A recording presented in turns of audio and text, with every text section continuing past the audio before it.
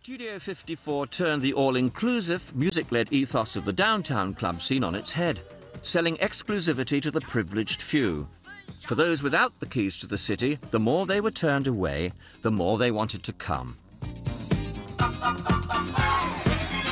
We went down to Studio 54, and we were sure that Grace Jones had our name on the list. You know, she was like the queen of disco, or queen of clubs. And, you know, we get there and we try to get in, you know, hey, it's, you know, Chic. Chic who? You know, Chic. And we try, you know, everybody's hands, not happening at Studio 54. You know, Chic, you know, yowza, yowza, yowza, dance, dance, dance. Well, I don't see your name here on the list. New Year's Eve is a heavy night at Studio. Dance, dance, dance. You turn away enough people, there starts to be a real backlash against you. Even not just people talking bad about you, but energy-wise, people are thinking, that guy sucks, that club sucks.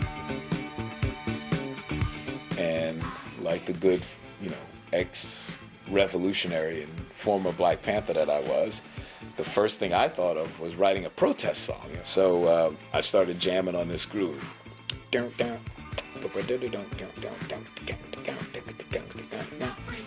then Bernard, you know, just came right in.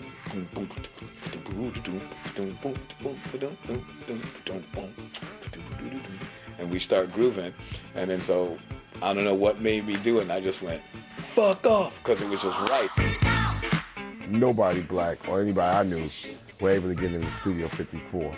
They would just block off the whole block, so that was just like, you know, so it was a severe hatred for Studio 54. It was like, you know, fuck them, man, really. I hope it burns down.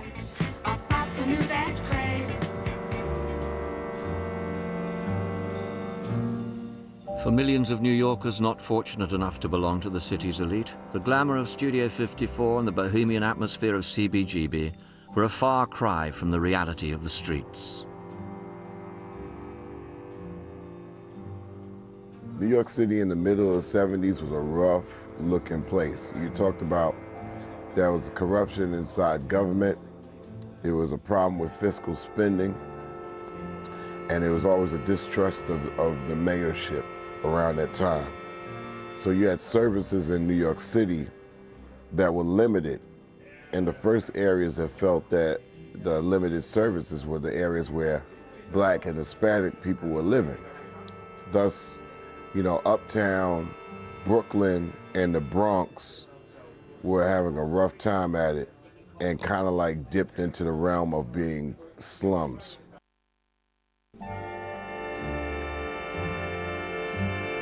Well, I mean, this is a long history. It goes back to when they built the Horse Bronx Expressway. Robert Moses, who was a giant builder, had this mandate that even superseded that of the elected officials to build what he felt was necessary. And it was a big construction project that went through the Bronx. And it really split the area apart. It went right through the heart of the South Bronx. It disrupted the neighborhoods on either side. And the area never quite recovered from it psychologically. The sense of cohesion was lost.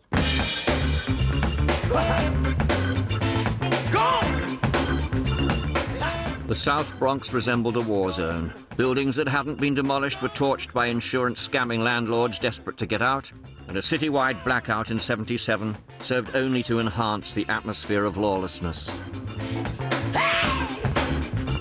Come on, baby! 77, you see a lot of the stores, like right here up and down the line, a lot of these stores never came back on that blackout. People came through and they started looting, breaking the windows, you know what I'm saying, crashing bottles and just taking everything at sight. That's what it was in 77. That blackout was crazy. I think the South Bronx suffered more from that blackout than any other four boroughs. We've been needlessly subjected to a night of terror in many communities that have been wantonly looted and burned. I don't think anything was special. It was home. It was home. I mean, people had their own negative version of what they thought the Bronx was. The Bronx was burning. The Bronx was going to this. The Bronx had economic, social problems and this and that. That was home for me. There was was really nothing to do here. We only had like one movie theater, which was over there, which is deteriorated. We had one movie theater that came apart. We didn't have a lot of opportunities to come out about us in the South Bronx. That's what it was. Unable to go to Studio 54 and lacking any local club scene, young people took matters into their own hands. It started with the de-emphasizing of music education in the school systems.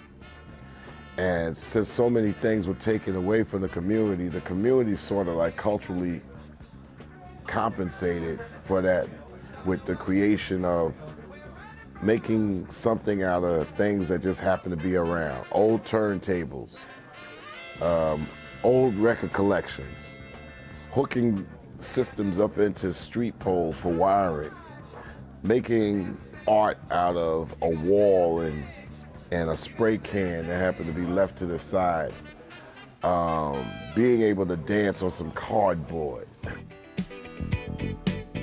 Open-air disco parties sprung up on the streets and in the parks of the South Bronx, and the DJs who hosted them became neighborhood stars. One of the first to get a reputation for doing something different was DJ Kool Herc. I was a guy that never went downtown. I stayed in the neighborhood and formed a culture called hip-hop.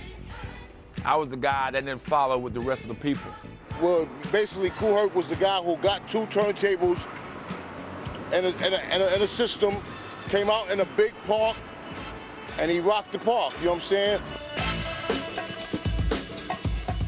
It wasn't called hip-hop when I was doing it. It was called a jam. Coming to the jam. But the thing about Kool Herc, he played a lot of stuff. Like, he was a DJ who played records that you never hear on the radio. That's what he was. You know what I'm saying? A lot of break beats, a lot of hot break beats and all that. Breakbeat was a term used for old funk records where the music broke down to a bare rhythm. Herc would take instrumental breaks from different records and mix them together non-stop. Other DJs soon picked up on the technique. I figured out, like, to every great song, there's a great part. And a lot of times, you know, that part could have been 10 seconds. That really used to piss me off. Like, you know, the best part of the record is where the drummer finally gets a moment and the rest of the band members is just taking a coffee break. So why can't this be 5 minutes? So I had to figure out a way to take this particular passage of the record, repeat that, but also add percussive noises and repeat it and sort of like do some manual editing to it. Kind of like do things to the record that the record just kind of like just should have had. Flash scientist goes to high school and wants to build technical things and makes a mixer and stuff like that. And once again, it was one of those understatements of inner city black children, Hispanic children that they're saying, you know, we got our geniuses and people want to have the quest to become smarter and have opportunities to do great things.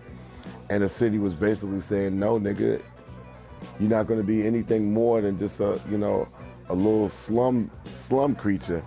And the minds and the spirits and the souls came up through hip hop, said, no, we want to be bigger and better than that. Hip hop was that thing that everybody at these particular kind of parties that got on the mic at some point would say, to the hip, the hop, the hippie dippy dippy dippy hip hip hop, you don't stop. And that's how you would define one of those parties as opposed to one of the disco parties. These parties were an outlet for a lot of aggressive energy that was bottled up otherwise. It was a place where guys who were criminals, who wanted to prey on people who looked like them, could go. What better place to rob someone than a room full of guys wearing the same snorkel and the same baseball cap?